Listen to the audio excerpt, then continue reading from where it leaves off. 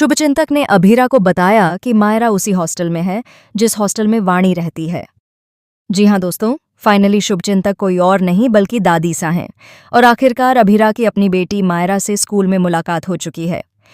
जी हाँ दोस्तों, ये रिश्ता क्या कहलाता है का आने वाला ट्विस्ट बेहद इंटरेस्टिंग और धमाकेदार होने वाला है।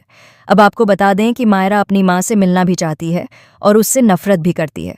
उसे यही लगता है कि उसकी माँ उसे छोड़कर चली गई थी, जबकि सच्चाई ये है कि अरमान की माँ यानी विद्या ने यह सारी गलतफहमियां पैदा की थीं और अभीरा अरमान के रिश्ते को तोड़ने के लिए बेहद गंदी चालें चली थीं।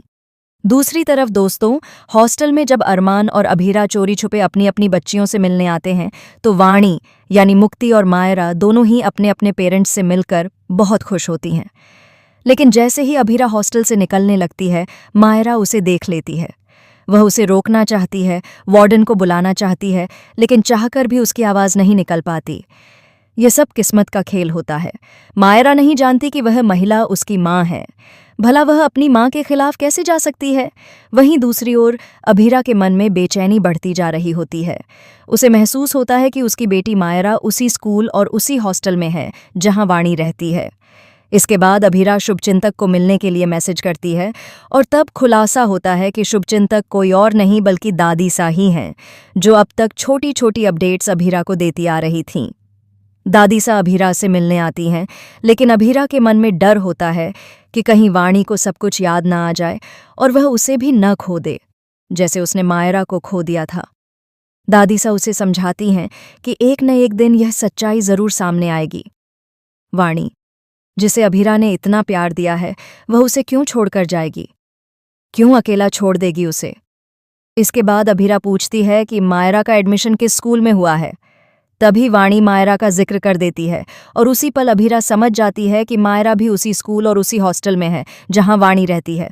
अब देर किस बात की? अभीरा तुरंत स्कूल और हॉस्टल की ओर दौड़ती है, बस एक बार अपनी बेटी मायरा को देखने के लिए। वह बच्चों की भीड़ में अपनी बेटी की झलक तलाशती है और तभी उसे मायरा की आवाज़ सुनाई देती है। जैसे ही वह मायरा को देखती है, उसकी आंखें भर आती हैं और वह दूर से ही अपनी बेटी की नज़र उतार लेती है।